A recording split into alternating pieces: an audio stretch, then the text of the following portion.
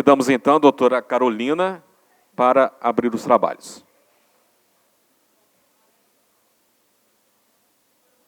Boa tarde a todos. Tem um momento de tietagem ali, mas, sem mais delongas, vou passar a palavra para a doutora Flávia, para nos abrilhantar com a palestra dela essa tarde. Boa tarde a todos e todas. Gente, que lugar cruel que me puseram. Depois da Andréia para achar. Vai ser assim. Você fez palestra? Uhum. Qual foi a sua palestra? Aquela depois da Andréia para achar. Você falou sobre o quê? A Andréia falou sobre a valorização. Gente, é muito cruel, porque eu também sou fã. Eu também sou tiete. Fiquei babando. É uma palestra que passou do limite do bom. André, eu acho que se superou. A última que eu assisti, hoje ela se superou. Eu acho que ela veio super inspirada. E, para mim, na crueldade depois, ainda tem um tema que é humano. 100% humano. Então, a gente vai voltar a pensar em afeto, em família. Eu gostei da ideia de ficar aqui, que a gente consigo ver o slide. Boa tarde, todos, todas. É um prazer enorme participar desse segundo congresso, Direito de Família e Psicanálise. Muito mais com a participação do IBDFAM, essa parceria do Tribunal Escola Lacaniana, IBDFAM e OAB, essa união que deu certo, né, com o Ministério Público, que vem também nos abraçar nessa trajetória, que seja segundo de muitos que venham. Me coube o tema multiparentalidade. Com certeza, nesse momento que nós vivemos do direito, a multiparentalidade ela se tornou um fenômeno quase que muito fácil de lidarmos no campo jurídico, porque nós só estamos retratando algo que estamos vivenciando na nossa sociedade. É a nossa evolução social, a nossa evolução em termos do que seja parentalidade, relação de filiação, relação de parentesco, ela evoluiu de tal forma que nós saímos de primitivo a agregadores. Eu não consigo falar hoje em multiparentalidade sem pensar 100% em socioafetividade, em afeto. Então, eu começo...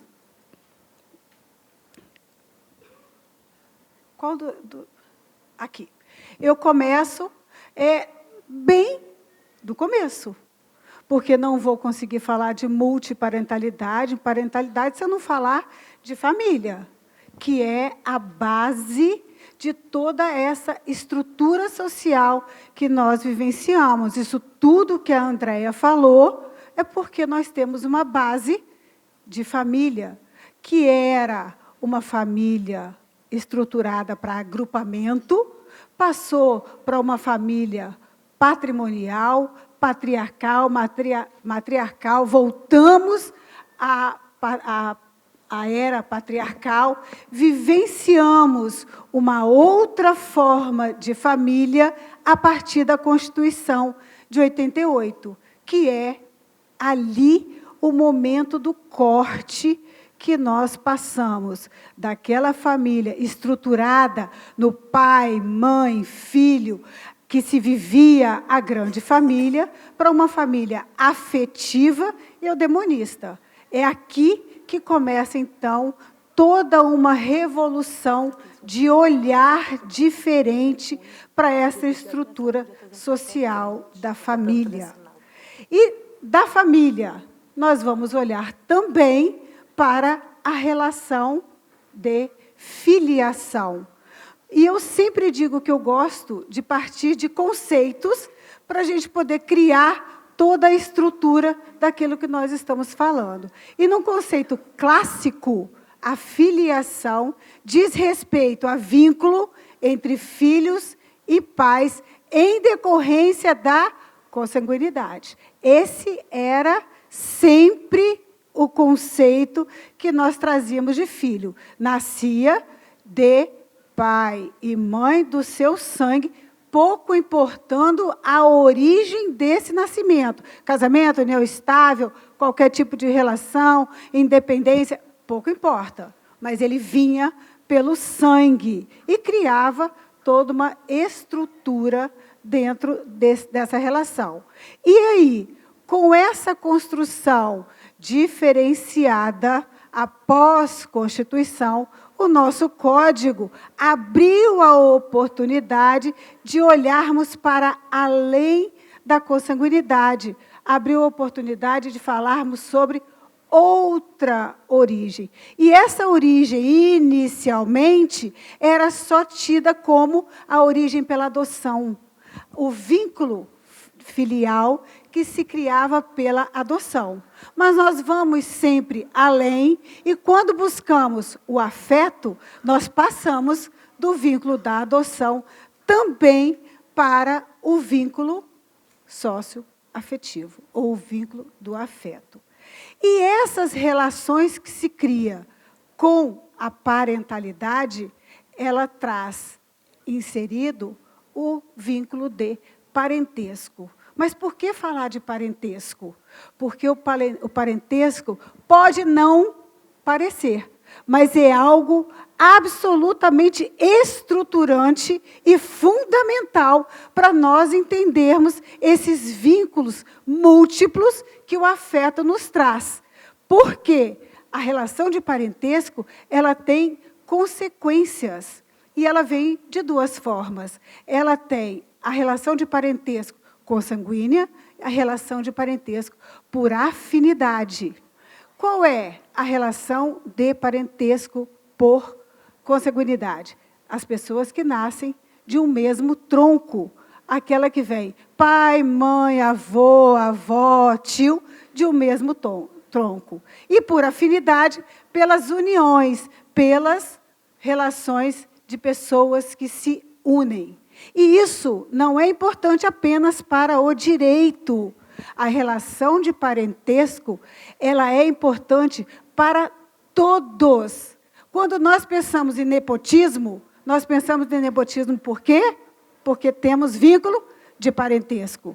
Quando nós pensamos em inexigibilidade, por quê? Pode ter parentesco. Não podemos casar com, porque temos relação de parentesco. Toda área que não só a jurídica, a relação de parentesco, ela existe. Sempre que nas aulas de direito de família conversamos sobre relação de parentesco, a gente pensa, puxa, vai muito além de pai, mãe, filho, avô e avó. Por quê? Há o direito sucessório, há esse amplo leque das relações. Quem não cria vínculo entre si? Marido e mulher, cônjuge, companheiro. Mas todos aqueles que estão ligados por essa união para os dois lados se tornam parentes. Ou seja, eu não sou parente do meu marido, mas eu sou para sempre nora da minha sogra e do meu sogro. Esse vínculo não se desfaz, ainda que eu não tenha mais marido. Ainda que eu tenho 4 maridos, eu tenho 4 pares de sogro e sogra. Isso é importante? Sim, isso é fundamental na estrutura afetiva que se cria. E aí, nessas uniões, também criamos as relações afetivas. E a origem efetiva do significado de socioafetividade para o direito de família, ela é de origem brasileira. Ela é muito nosso. O brasileiro é quem trabalha, quem discute, quem está num seminário aonde temos o afeto como mote. E essa estrutura de parentalidade, ela criou também obrigações jurídicas para além das palavras. A filiação socioafetiva, ela decorre de requisitos básicos que nós temos que efetivamente cumprir para que essa filiação ela seja compreendida e possa ser efetivada, porque é isso que nós desejamos no mundo jurídico. O primeiro, o comportamento social dessa socioafetividade parental, ou seja, é o comportamento de pai e filho assim compreendido, que não deixe dúvida de que há naquela relação uma parentalidade independente do sangue. A convivência familiar duradoura. Essa relação pai e filho, ela tem que ser construída ao longo do tempo.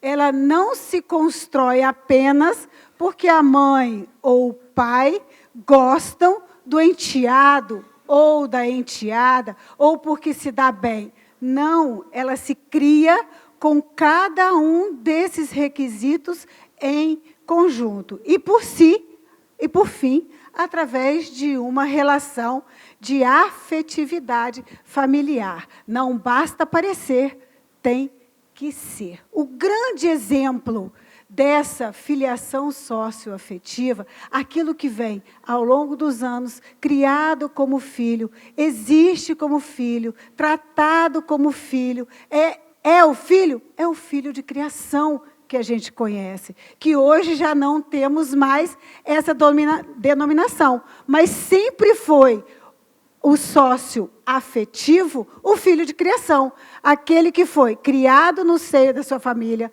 tratado como seu irmão, recebeu a sua educação, recebeu toda a orientação religiosa, social, mas ele não é consanguíneo, ele é afetivo.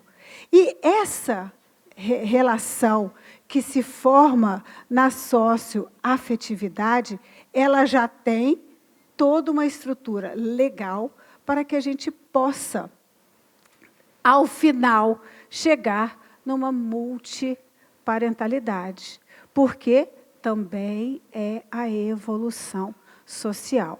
Eu poderia aqui, mas eu acho chato, falar todos os artigos do Código Civil que nos levam ao entendimento da filiação socioafetiva. Mas ele está lá, bem regulamentado, tranquilamente disponível dentro da nossa lei. E nisso, nós temos que também ir além, porque toda a estrutura ela foi feita com base no que a sociedade deseja. E a filiação socioafetiva, ela veio, ou adveio, principalmente para o judiciário, através de pedidos de reconhecimento, inicialmente, de casais homoafetivos, que queriam trazer a relação de filiação para dentro de uma estrutura familiar.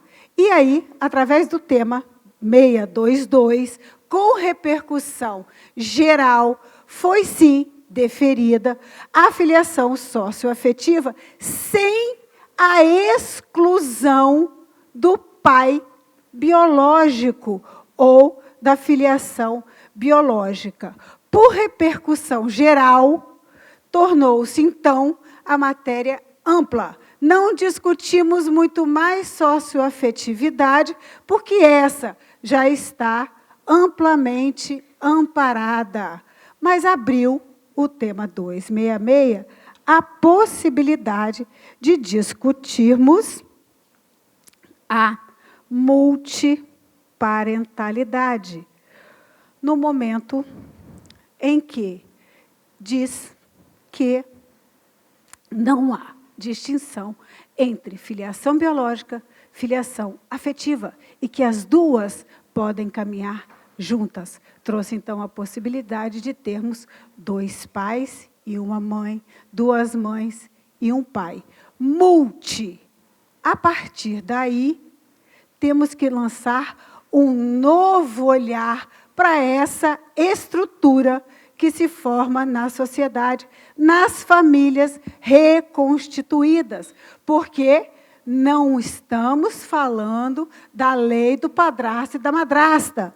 Não, estamos falando de multiparentalidade, trazer para dentro do registro de uma pessoa a condição de 2 pais, 2 mães, um pai, 2 mães e um pai, ou seja, eu estou criando uma estrutura múltipla para essa criança. E aí, os efeitos que daí advém, hoje para nós é quase muito tranquilo, porque eu vinha dizendo à escola, no debate que tivemos, a multiparentalidade hoje, no meu entender, ela se torna muito mais um campo fértil para a psicanálise do que para o direito, porque nós somos frios, nós vamos trabalhar com conceito, requisito. Cumprido? Vamos fazer. E as consequências disso para essa parentalidade, para essas pessoas que entraram nesse conjunto múltiplo. Por quê? Dos efeitos nós temos a relação de parentesco que nós falamos. Então, eu vou ter 2 pais, eu vou tratar só de 3. 2 pais e uma mãe, mas eu tenho 4 avós de um lado, 2 avós de outro. Eu tenho toda a gama de tio, primo, de um lado, de outro.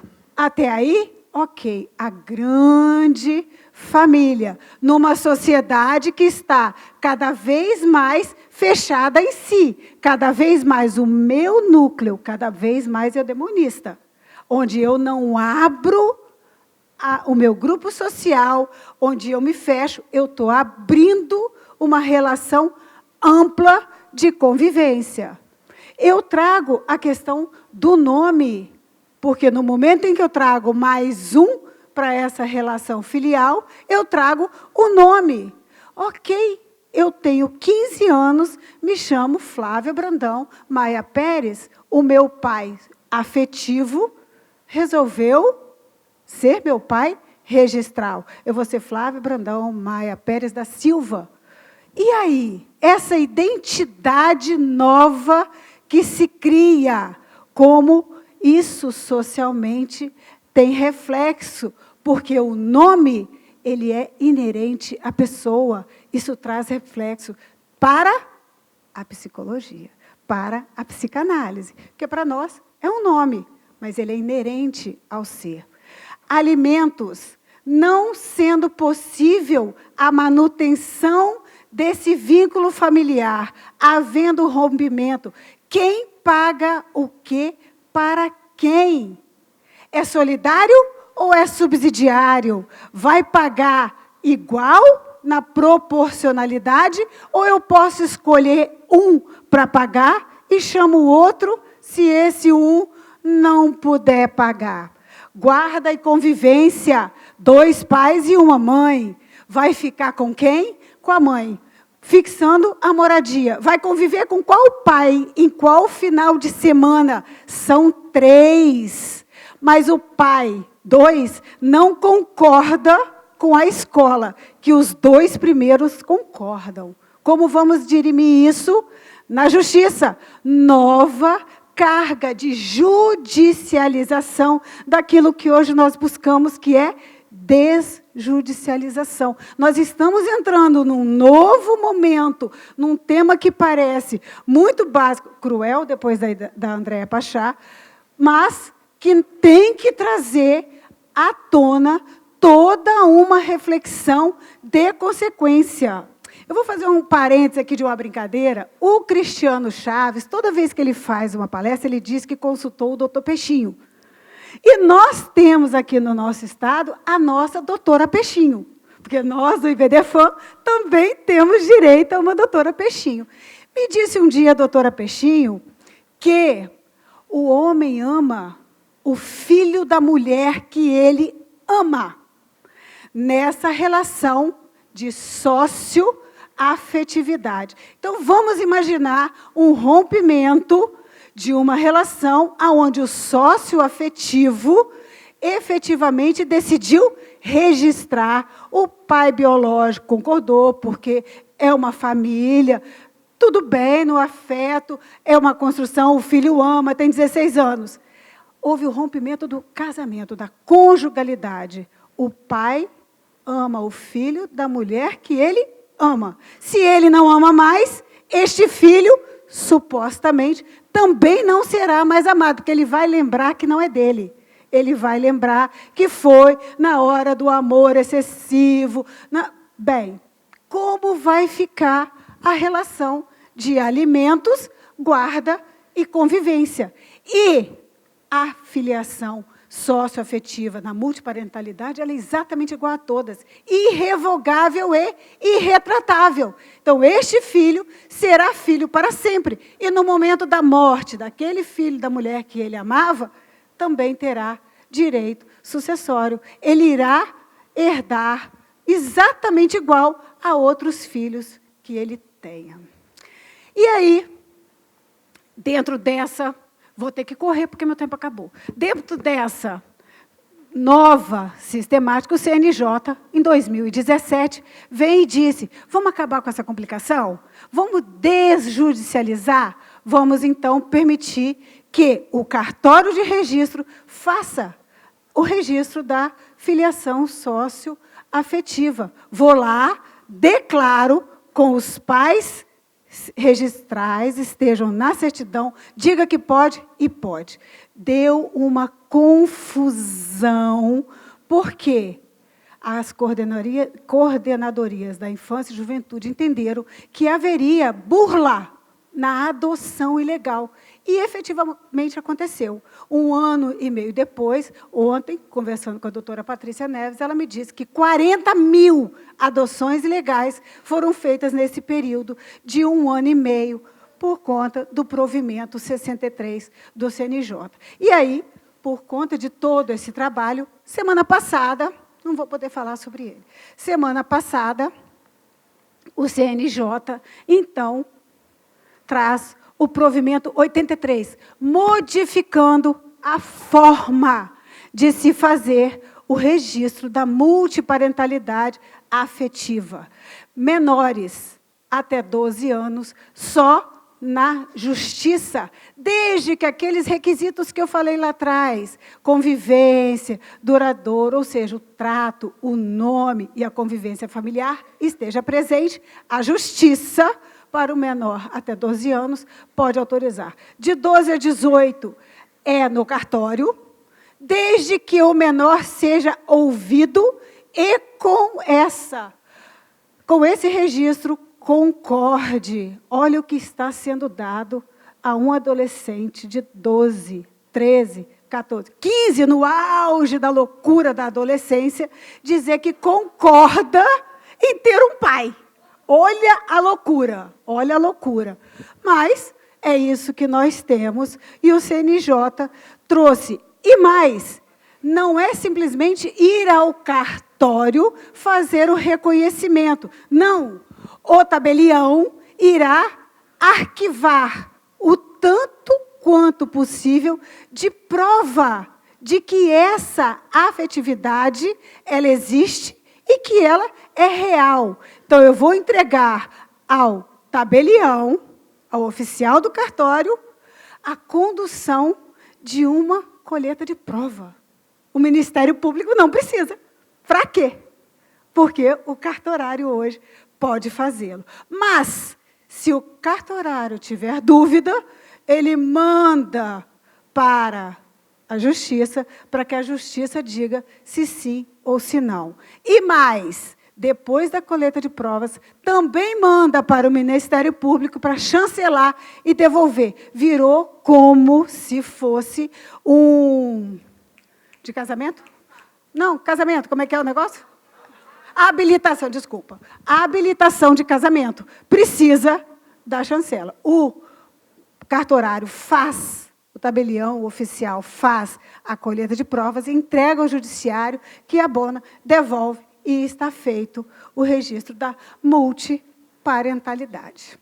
E aí, eu, muito rapidamente, para vocês discutirem e pensarem, como fica problemas como emancipação, autorização para casar, representação e assistência de filho menor, responsabilidade por reparação civil, suspensão e destituição de poder familiar. Podemos estar falando de 4 pessoas para decidir a vida de um menor. Irrevogável, irretratável, afetivo, se compara a biológico, não há mais hierarquia entre filiação. Eu posso ter a afetiva e buscar a biológica, posso ter a biológica e ter a afetiva, com uma única possibilidade de não conjugarmos, quando for para apenas descobrir a origem genética. A filiação socioafetiva será acima da biológica, se não houver motivos para que ela seja desconstituída. Esse é um pensamento que nós temos que trazer ao judiciário. Não é qualquer pedido de, meu pai é melhor financeiramente que o meu pai socioafetivo, então eu quero desconstituir para constituir. Eu posso conhecer a minha origem biológica, mas a socioafetiva prevalecerá, com uma exceção. Se essa socioafetiva era menor, não conheceu a origem, não sabe de onde surgiu, e quando menor, ele vai dizer, ninguém me perguntou se eu queria, eu quero meu pai, eu não quero biológico, não quero afetivo. Então, eu trouxe, passei do tempo, não dá para continuar, mas eu trouxe algumas questões que envolvem a multiparentalidade para o direito. E agora nós passamos para a psicanálise, que tem muito mais para nos trazer sobre o tema. Obrigada.